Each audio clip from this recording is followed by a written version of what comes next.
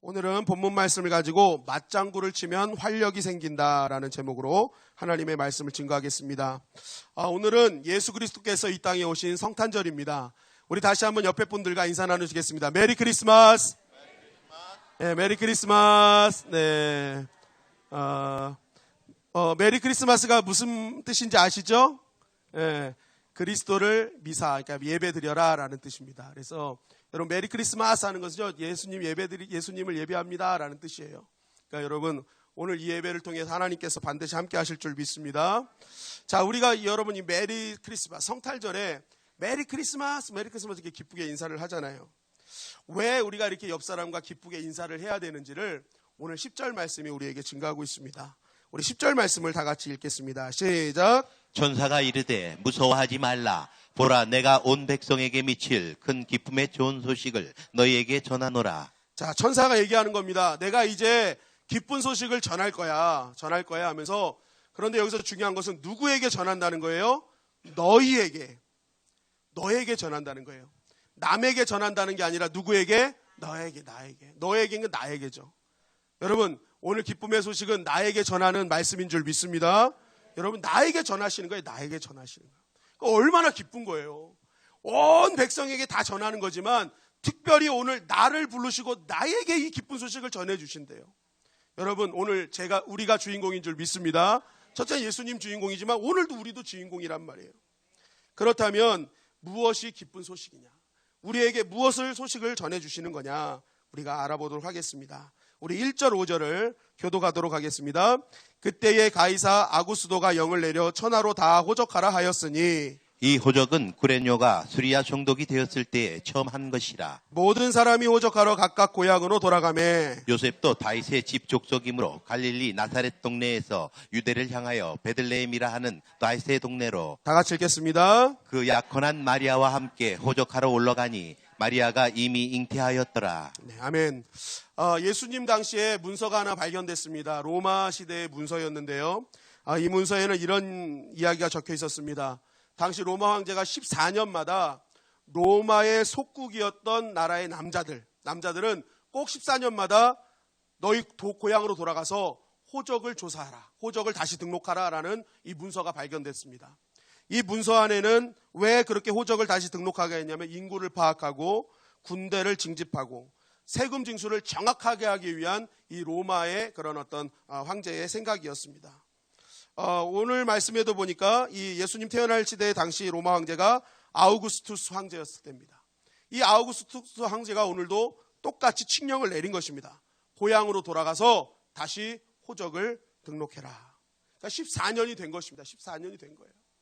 그러니까 이렇게 이제 다들 이제 로마 속국에 있는 모든 남자들이 이 시간이 되면 다 고향으로 한꺼번에 돌아가야 되는 상황이 된 것입니다. 여러분, 우리나라도 명절이 되면은요, 고속도로 막히죠. 가는 곳곳마다 난립니다. 그죠? 그런데 이때는요, 14년 만에 한 곳으로 다 모이는 거예요. 곳곳에 나라에 살던 사람들이 다 다시 들어와가지고 호적을 등록해야 되는 거예요. 여러분, 이 예루살렘 또한 이 곳곳마다 얼마나 난리였겠습니까? 사람들이 다 돌아오니까 이게 명절보다 더 심한 난리가 이루어지고 있었던 것입니다. 바로 이때 예수님의 육신의 아버지 요셉도 마찬가지였죠. 요셉은 나사렛에서 살고 있었지만 그의 고향은 베들레헴이었습니다. 그래서 나사렛에서 이제 베들레헴까지 가야 되는 여정을 준비하고 있었습니다. 이 베들레헴까지 거리가, 나사렛에서 베들레헴까지 거리가 약 128km 정도 되었습니다. 그러니까 엄청난 장거리 여행을 해야 되는데, 당시에는 지금처럼 막 편리한 자동차도 없고 길도 막 뚫려 있는 것도 아니고, 정말 좋은 걸 해봤자 낙타 한 마리 어떻게 구하면은 그것 타고 겨우 갈 수 있는 험한 길을 걷는 그러한 여정이었죠. 그런데 오늘 말씀해 보니까 더 큰 문제가 무엇입니까? 5절에 보니까 그 약혼한 마리아와 함께 호적하러 올라가니 마리아가 이미 잉태하였더라. 여러분, 혼자 가기도 버거운 상황이에요.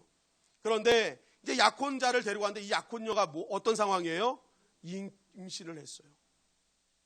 임신을 해가지고 지금 이 상황이 어느 정도면 이제 만삭이 된 상황이었다라고 이렇게 얘기를 합니다. 본문 정황을 봤을 때. 그러면 마리아 두고 가면 되지 않아요? 라고 할 수 있어요. 근데 여러분, 지금 약혼한 상황, 약혼녀라고 되잖아요. 결혼한 여자가 아니라 약혼녀예요. 여러분, 유대 사회 또 고대 사회는요, 결혼도 안 한 여자가 임신했다, 이거는 맞아 죽을 일인 거예요. 그러니까 만약에 약혼한 여자가 임신한 상태로 두고 간다 그러면요, 이 마리아가 어떻게 될지 모르는 상황이었던 것입니다.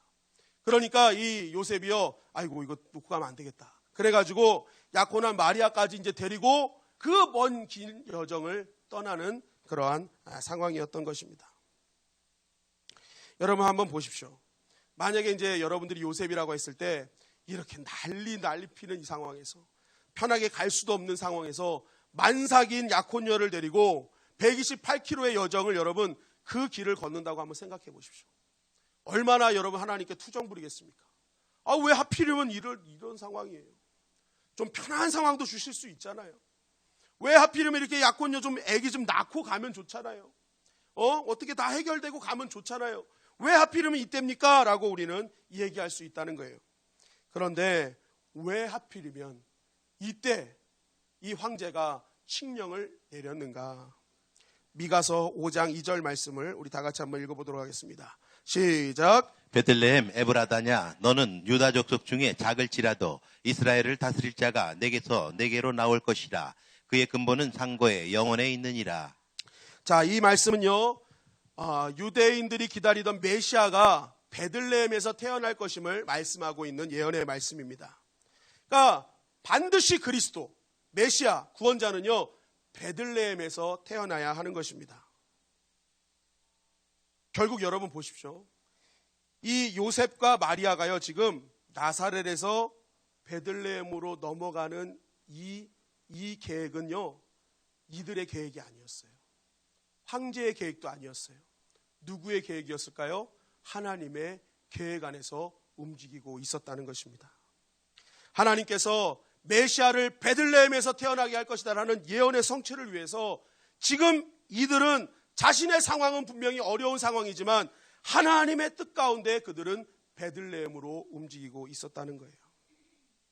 결국 그 메시아를 통해서 우리를 죄에서 구원하시고 하나님의 자녀 만드시려는 하나님의 계획을 이들을 통해서 이루어져 가고 있었다는 것입니다. 여러분 한번 생각해 보시죠. 만약에 이 황제의 칙령이 없었다고 생각해 보세요. 다 고향으로 돌아가서 반드시 등록해라, 호적 등록해라 라는 명령이 없으면 이 요셉이요, 안 사귄 약혼녀를 데리고 움직일 필요가 있었겠습니까? 그냥 나사렛에서 나면 되는 거예요. 굳이 움직일 필요가 없었어요. 그런데 하필이면 이때 황제의 칙령이 내려져서 움직일 수밖에 없는 상황이 되었던 것입니다. 결국 하나님께서는 황제를 도구 삼아서 하나님의 계획을 이루어 가고 계셨던 것입니다. 여러분, 우리가 오늘 맞이는 성탄이 왜 기쁜 것입니까? 그것은 바로 우리를 향한 하나님의 계획이 이루어졌기 때문에 그렇습니다. 우리를 구원하시기 위한 하나님의 놀라운 계획이 바로 이날 이루어졌기 때문에 이 성탄은 우리에게 진정한 기쁨을 주는 성탄인 줄 믿습니다. 여러분, 예수님을 위해 로마 황제가 존재했던 거예요. 우리의 구원을 위해서 로마 황제가 존재했던 것입니다. 사람들은 황제가 중심인 줄 알았어요. 그러나 하나님에게는 그저 도구일 뿐이에요. 메시아를 태어나게 하기 위한, 또한 우리를 구원하시기 위한 하나님의 도구일 뿐이었다는 것입니다. 여러분, 그래서 우리가 신앙생활을 하면서 정말 꼭 기억해야 될 영적인 진리가 뭐냐? 바로 하나님의 섭리는 지금 이 순간에도 우리에게 역사하고 계시다는 사실입니다. 여러분, 그래서 믿음의 사람은요, 항상 하나님의 계획을 보는 삶이 진정한 믿음의 사람이라는 거예요. 여러분, 믿음의 사람은 하나님의 섭리와 계획을 보기 때문에요, 당장 벌어지는 일에 단편적으로 일희일비하지 않는다는 거예요. 왜 그렇습니까?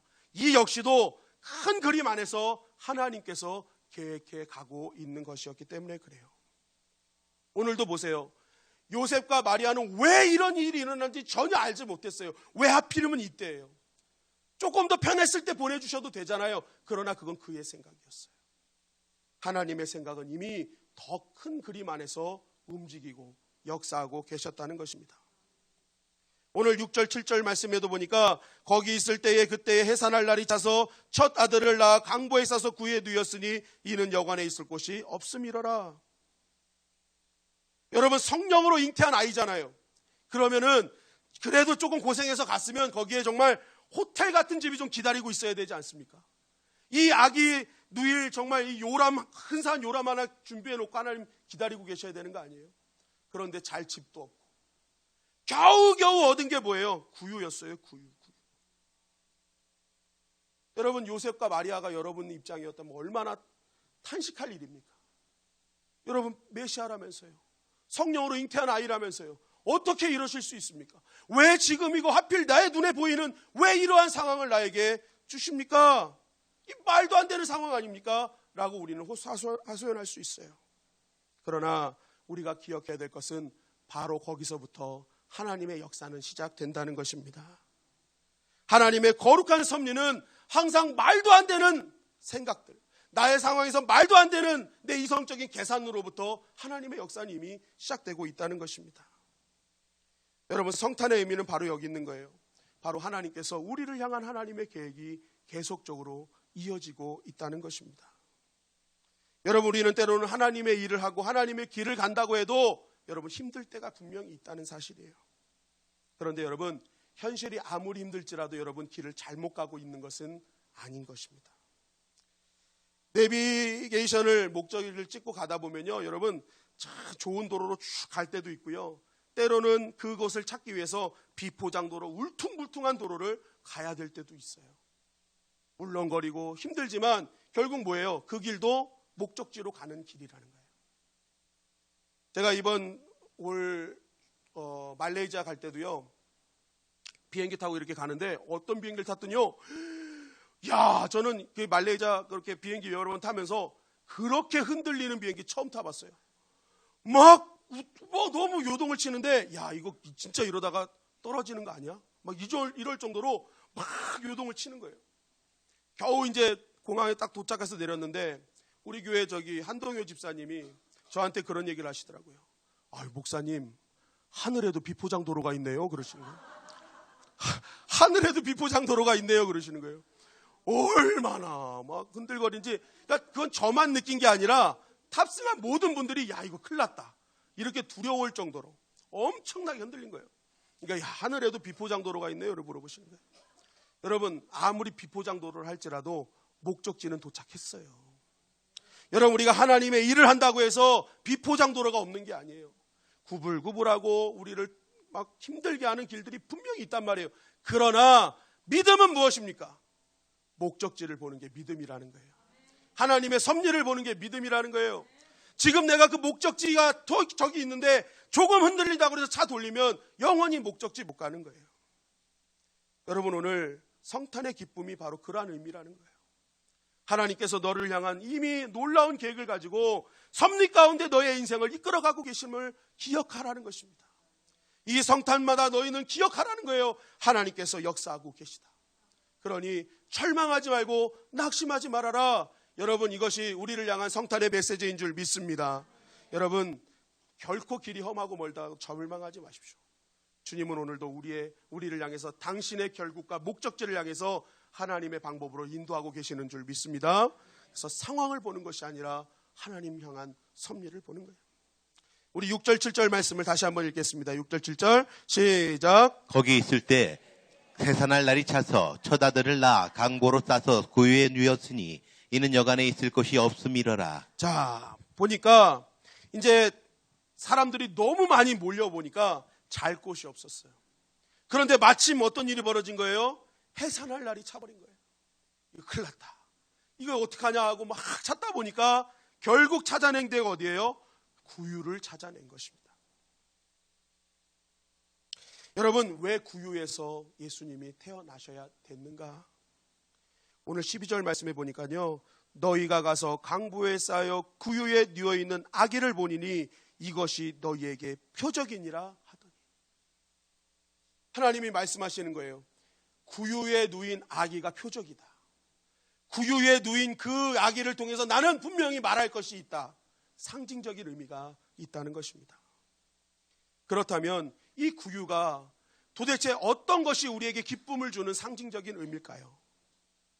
여러분, 구유는 무엇입니까? 구유는요, 동물의 밥통이에요. 밥통. 그래서 구유 안에는 항상 뭐가 있어요? 동물의 밥이 있습니다. 밥. 그것을 먹고 동물들이 힘을 얻고 일을 할 수 있는 것이죠. 여러분, 예수 그리스도께서 구유 안에 오셨다는 것은, 그 안에 들어가셨다는 것은 다른 것이 아니에요. 바로 우리를 향한 밥으로 오셨다는 거예요. 여러분, 그것이 성경에는 뭐로 표현합니까? 생명의 떡으로 표현되는 거예요. 생명의 양식으로 표현되는 것입니다. 여러분, 예수님께서는 우리의 생명의 양식으로 오신 구주이심을 믿습니다. 여러분, 요한복음 6장 51절 보니까 나는 하늘에서 내려온 살아있는 떡이니 사람이 이 떡을 먹으면 영생하리라. 내가 줄 떡은 곧 세상의 생명을 위한 내 살이니라 하시니라. 예수님께서 이 땅에 생명의 떡으로 오신 거예요. 예수님이 우리의 죄를 사하여 주시고 영원한 생명을 약속하시기 위해서, 그 예수 그리스도를 믿으면 영생을 얻게 하기 위해서 이 땅에 오신 줄 믿습니다. 여러분, 그러니까 기쁨의 소식인 것입니다. 예수님이 우리 안에 들어오시면 그분은 생명의 떡이 되어서 우리 안에 있는 어둠과 슬픔을 물러가게 하시고 진정한 빛과 기쁨의 역사로 우리와 함께 하시는 거예요. 여러분, 생명의 떡이신 예수 그리스도를 오늘 이 시간 맛있게 드시기를 간절히 바랍니다. 맛있게 드시고 하나님께 영광을 돌리는 거예요. 그 예수님만이 나의 구원자임을 믿는 것, 그것이 예수님을 맛있게 먹는 거예요. 맛있게 먹는 거예요. 두 번째, 왜 구유에 나셔야 되는가? 여러분, 구유가 무엇입니까? 구유는요, 가장 낮고 천한 자리를 상징한다는 거예요. 여러분, 사람이요, 못 살다가 잘 살게 되면 참 좋습니다. 좁은 집에 살고 좀 이렇게 힘든 집에 살다가 좋은 집으로, 넓은 집으로 이사 가면요, 너무너무 잘 살 수 있어요. 그런데 큰 집 살다가 작은 집을 살면은 쉽습니까? 어렵습니까? 어려워요. 큰 집 살다가 작은 집 들어가면요, 쉽지 않아요. 제가 지난주부터 이번 한 주까지 이사 신방을 굉장히 많이 다녀왔습니다. 이곳저곳 막 다녀왔는데, 감사하게도 우리 성도님들이 이사간 대부분의 집들이요, 이전 집보다 다 큰 집으로 이사 가셨어요. 이전보다 더 좋은 집으로 다 이사 가셨더라고요. 제가 그걸 보니까 너무 마음이 좋은 거예요. 마음이 너무 행복한 거예요. 제가 그래가지고 계속 기도했습니다. 하나님, 우리 모든 성도님들 다 큰 집으로 이사 가게 하여 주시옵소서. 작은 집 가지 말고 다 큰 집 되게 하여 주시옵소서. 기도하고 왔어요. 계속 기도하고 있어요. 왜냐하면 여러분, 큰 집 살다 작은 집 가는 거, 이거 쉬운 게 아니라는 거예요. 그런데 여러분 보십시오. 예수님이요, 오신 상황을 보세요. 예수님은요, 하늘에 계시다가 땅으로 오셨어요. 하나님으로 계시다가 인간으로 오셨어요. 인간으로 오신 것도 부족해서 저 더럽고 역겨운 구유통에 오셨단 말이에요. 여러분, 아무리 우리가 힘들다 해도 이것보다 힘들겠습니까? 하나님이 인간의 몸을 입고 오고, 그 인간의 몸을 입고 온 것도 모자라서 말구유통에 계시다는 거예요. 가장 비천한 자리에 오셨다는 거예요. 왜 이래야 되는 거예요? 왜 이것이 우리에게 기쁜 소식이에요? 여러분, 히브리서 2장 18절 말씀을 우리 다 같이 한번 읽도록 하겠습니다. 시작. 그가 시험을 받아 고난을 당하였은즉 시험 받는 자들을 능히 도울 수 있느니라. 자, 무슨 말씀이세요? 예수님이 시험을 받아 고난을 당하셨기 때문에 시험 받는 자들을 능히 도우실 수 있다는 거예요. 여러분, 공감적 이해라는 단어가 있습니다. 공감적 이해. 이거는요, 같은 입장에 처한 사람만 알 수 있는 공감, 이해할 수 있는 것라는 것이죠. 여러분, 얼마 전 이대 목동병원에 신생아들이 4명이 죽었습니다. 인큐베이터 안에서 얼마나 힘들었겠습니까? 거친 숨을 몰아쉬면서 그렇게 죽었다고 그러더라고요. 여러분, 아기가 인큐베이터 안에서 거친 숨을 몰아쉬는 것이 어떤 것인지 여러분 아십니까? 저는 알아요. 이 아이들이 폐혈증 증상이라고 이렇게 의심을 하는데, 저희 큰아들이 폐혈증으로 그렇게 인큐베이터 안에서 숨을 헐떡거리면서 살았던 적이 있습니다. 한 달간. 아기가 태어나자마자 한 달간을 그렇게 살았어요.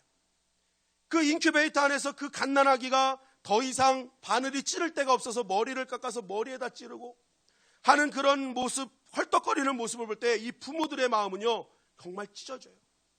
막 진짜 미치겠어요. 차라리 저를 데려가시고 저를 아프게 하시고, 그 기도가 저절로 나온단 말이에요. 이 부모들의 마음을 참 이해가 되는 거예요.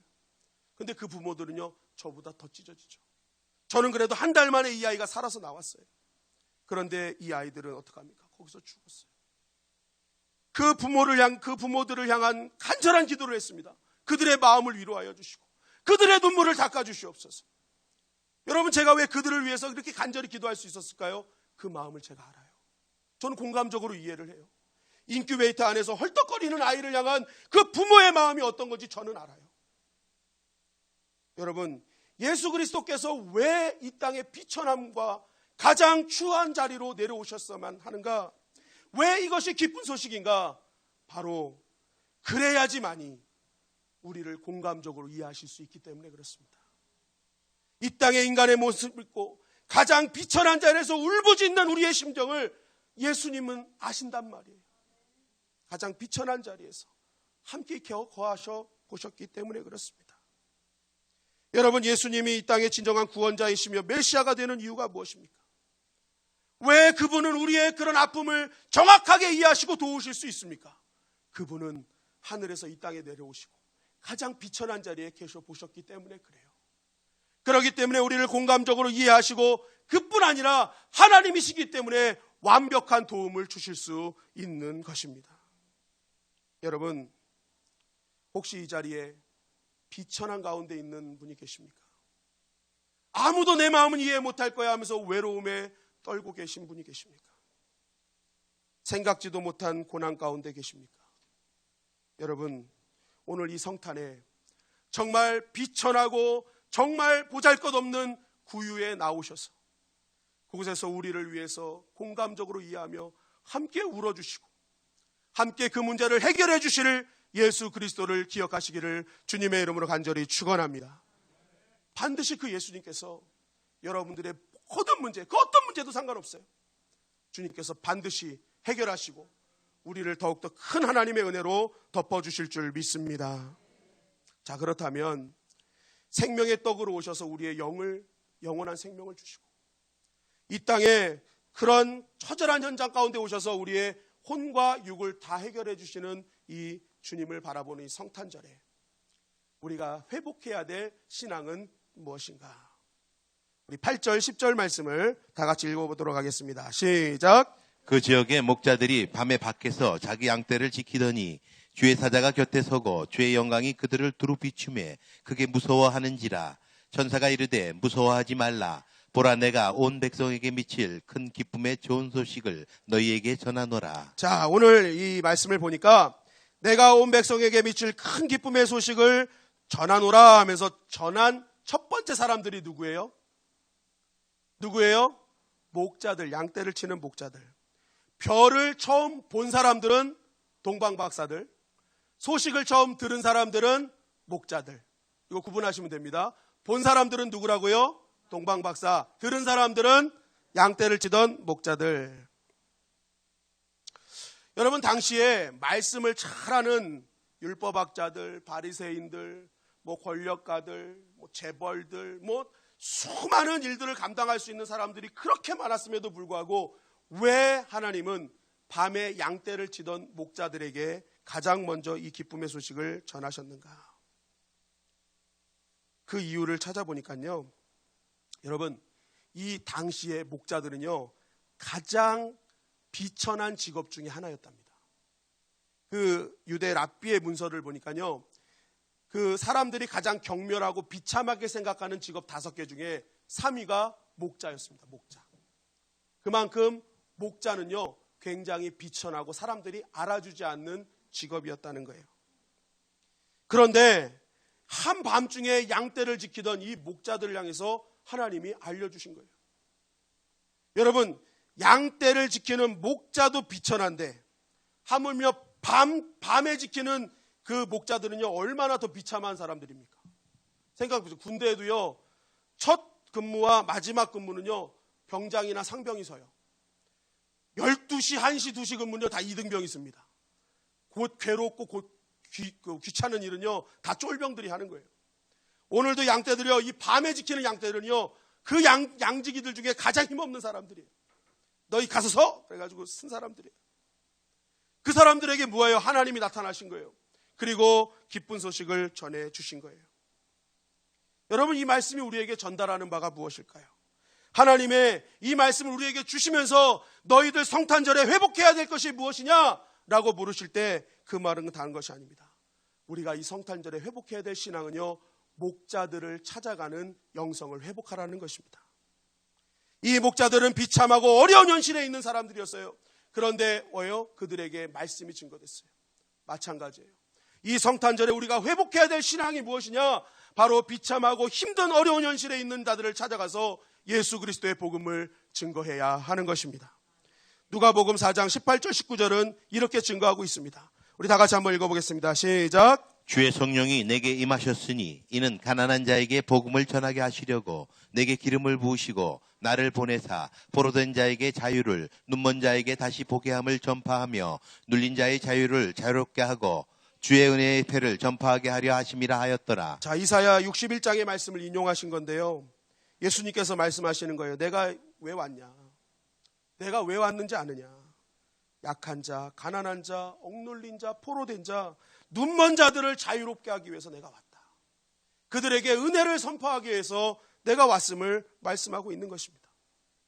여러분, 당시에 있는 자, 높은 자를 대변하는 세상에서 너무나 파격적인 말씀을 하고 계시는 거예요. 나는 없는 자들을 위해서 왔다. 부족하고 연약한 자, 힘든 자들을 위해서 왔음을 선포하신 것입니다. 여러분, 마찬가지로 이 땅에 오늘 예수님께서 오셨는데 그 예수님이 왜 오셨냐는 거예요. 그 예수님이 우리의 영과 혼과 육을 왜 살리셨냐는 거예요. 우리 가운데 왜 구주로 오셨냐는 거예요. 바로 너희 안에 성탄의 기쁨이 있느냐? 가서 그 억눌린 자, 힘든 자들을 향해서 복음을 증거하라. 주님이 오늘 우리에게 말씀하고 계시는 것입니다. 여러분, 이번에 우리 쫑팡촌 사역을 나가는데 정말 많은 분들이 헌금을 해주셨어요. 많은 분들이 헌금을 해주셔가지고 이 헌금을 가지고요, 이번에 반찬 3가지, 장조림, 마른 반찬, 우엉조림 딱 해가지고 3개씩 한 걸 해가지고 200개를 만들었어요. 200개를 만들었어요. 이걸 만들어가지고 어제 다 포장을 했습니다. 다 포장을 하면서 제가 봤어요. 이것을 만들기 위해서 십시일반 헌금하셨던 분들의 손길들, 그리고 그 시간 내고 재능을 내가지고 반찬을 만드셨던 그 손길들, 이것을 위해서 계속 기도해 주셨던 이 손길들을 보면서 우리 교회의 성탄의 역사가 시작됐구나, 진정한 성탄이 이미 시작됐구나라는 것을 깨닫게 되었습니다. 여러분, 우리가 성탄절을 맞이하고 정말 성탄의 기쁨을 누린다는 것은 나 혼자만 누리는 것이 아니라 오늘 말씀처럼 눌린 그 목자들을 향해 찾아갔던 하나님, 그 마음처럼 우리 역시도 찾아가는 영성이 되어야 한다는 것입니다. 여러분, 우리가 내일 쪽방촌 사역을 나가는 이유가 바로 여기 있어요. 여러분, 쪽방촌 사역은요, 내 의를 드러내러 가는 것이 아닙니다. 내 공로를 쌓으러 가는 것이 아니에요. 우리 안에 계신 예수님을, 살아계신 예수님을 증명하러 가는 것입니다. 나와 당신에게 예수님이 오셨음을 전하러 가는 것입니다. 여러분, 우리가 반찬을 들고 가는 것, 그냥 사람 만나러 가는 것이라고 생각하지만 그분들은 사람을 만나는 것이 아니라 예수님을 만나는 것입니다. 여러분, 우리가 이러한 사역을 더욱더 열심히 해야 될 줄 믿습니다. 결국 여러분, 우리가 주변을 돌아보고 영혼을 돌본다는 것은 무엇입니까? 그러한 사역을 한다는 것은 무엇이에요? 매일매일 마음속에, 심령 속에 예수님이 태어나지 않으면 할 수 없는 사역인 거예요. 내 안에 예수님이 매일매일 성탄의 은혜가 있어야 우리가 누군가를 도울 수 있고 누군가를 향한 긍휼의 마음을 얻을 수 있다는 것입니다. 여러분, 그래서 저는요, 김영식 목사님 참 존경합니다. 그분이 매일매일 그 추운 가운데서 어떻게 해요? 찾아가시잖아요. 왜요? 그 안에 성탄의 기쁨이 매일매일 있는 거예요. 성탄의 기쁨이 없는 사람은 할 수 없는 거예요. 여러분, 우리 안에 성탄의 기쁨이 회복되기를 주님의 이름으로 간절히 축원합니다. 그러면 자연스럽게 주위를 돌아볼 수 있는 것입니다. 이런 비천한 가운데 있는 목자들을 향해 복음을 선포할 수 있는 것이에요. 저는 우리 주님의 영광교회가 이런 성탄절에 진정한 성탄의 의미가 회복되어지는 은혜의 시간이 되기를 주님의 이름으로 간절히 축원합니다. 마지막으로 우리 20절 말씀을 다 같이 읽겠습니다. 20절 말씀 다 같이 읽겠습니다. 시작. 목자들은 자기들에게 이르던 바와 같이 듣고 본 그 모든 것으로 인하여 하나님께 영광을 돌리고 찬송하며 돌아가니라. 자, 말씀을 보니까 목자들이요, 말씀대로 어떻게 해요? 그 현장에 갔더니 진짜 예수님이 계신 거예요. 진짜 예수님이 계시고 말씀대로 다 진행되고 있는 거예요. 이야, 말씀이 진짜였구나. 말씀이 사실이었구나. 이거 어마어마한 일이구나 하면서 어떡합니까? 돌아가면서 찬양을 하며 돌아가는 거예요. 여러분, 이 목자들은요, 아까 말씀드린 대로 가장 비천한 자들이에요. 아무도 알아주지 않고요, 다 무시하는 자리였어요. 전혀 찬양할 수 없는 자리였어요. 그런데 예수님을 향한 믿음이 회복되니까 어떤 일이 벌어집니까? 찬양의 역사가 일어나는 거예요. 찬양, 이전의 환경보다 더 큰 하나님의 능력이 임해버린 거예요. 그러니까 상황이, 환경이 보이지 않고 하나님의 영광이 보이는 것입니다. 여러분, 이것이 진정한 성탄의 회복인 줄 믿습니다. 성탄의 회복은 바로 이런 것입니다. 여러분, 매력 있는 사람은 대화 습관이 다르다라는 책을 제가 보고 있는데, 그 책에 보니까요, 이런 내용이 있어요. 대화할 때요, 상대방을 정말 즐겁게 하는 방법은요, 맞장구를 쳐주는 거래요. 어그리먼트, 맞장구 동의해주고 막 해주는 거래요. 그러면요, 이 뇌의 기능 중에 보상의 어떤 그런 것을 감지하는 뇌의 장소가 있대요. 그게 굉장히 활성화된다고 합니다. 그 영국에 있는 진짜 뇌화상 진찰연구소라는 연구진이 실험을 해봤는데, 그 28명의 이제 사람들을 놓고 그 사람들에게 20곡씩 줬대요, 음악을. 그리고 네가 좋아하는 음악 10곡씩 선택해봐라 했다는 거예요. 그래서 이제 10곡씩 딱 선택하면 음악 전문가가 딱 들어가가지고, 음악 전문가가 이 곡은 참 좋습니다 하고 한 곡씩 얘기하는데, 자기가 좋아하는 곡이 딱 선정이 되면요, 이 뇌의 그 보상을 막 기쁘게 하는 그 곳이요, 막 움직이더라는 거예요. 막 해결해 주는 거예요. 여러분, 보상받으면 좋잖아요. 행복하잖아요. 그 보상심리. 막 그게 막 들어오니까 막 행복해하고 너무너무 즐거워하더라는 거예요. 결국 맞장구는요, 엄청난 만족감을 주는 능력이 있다라고 얘기를 하고 있습니다. 결국 내가 친구를 선택할 때도 가장 중요한 것이 뭐예요? 맞장구라는 거예요. 나랑 맞장구 잘 쳐주는 사람. 이런 사람을 친구로 많이 한다는 거예요. 저도 가만히 생각해 보니까 내가 어떻게 친구가 되지 봤더니요, 저는요, 계란 후라이하고 오뎅만 좋아하면 다 친구가 되더라고요.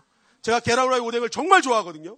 근데요, 제가 이렇게 보니까 계란 후라이 오뎅 좋아하는 사람 치고 나쁜 사람을 본 적이 없어요.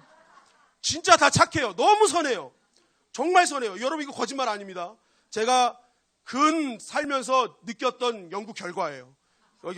계란 후라이 좋아하는 사람이 이렇게, 오뎅 좋아하는 사람이 이렇게 좋구나. 왜 그런가 이렇게 따져봤더니 좀 단순해서 그런 것 같아요. 그죠? 그냥 뭐 다른 거 생각 안 하는 거예요. 계란만 나오면 막 행복한 거예요. 오뎅만 나오면 막 행복한 거예요. 그러니까 보니까 그런 사람들이 단순하면서 사람들이 참 착해요. 착해. 그래서 저는 그런 사람들은 무조건 친구입니다. 그냥 맞장구 치고 막 너무너무 행복해요. 여러분, 제가 보니까요, 신앙도 마찬가지예요. 하나님이 누굴 기뻐하실까요? 하나님이 기뻐하시는 것에 맞장구 치는 자를 가장 기뻐하시는 줄 믿습니다. 맞장구 치는 자 가장 기뻐하는 거예요. 하나님이 슬퍼하는 것, 기뻐하지 않은 것, 그거 기뻐하지 않는 사람, 이렇게 맞장구 치는 사람 하나님이 가장 기뻐하시는 거예요. 여러분, 오늘 이 비천한 자리에 있었던 목자들이 새 힘을 얻어서 하나님을 찬양하고 상황을 이기는 힘, 어디서 나왔겠습니까? 하나님이 예수님 태어나실 때에 하늘에는 영광이요 땅에는 평화로다 하면서 하나님이 찬양했잖아요. 그랬더니 이 목자들이 어떡합니까? 같이 찬양으로 맞장구 친 거예요. 맞습니다, 맞습니다. 하나님 최고입니다. 진짜 예수님이 맞습니다. 그분은 우리에게 영광받아 마땅하신 분입니다. 찬양으로 맞장구 치니까 상황을 이길 능력을 하나님 허락해 주신 줄 믿습니다. 여러분, 마찬가지로 이 성탄절에 우리가 어디서 힘을 얻겠습니까?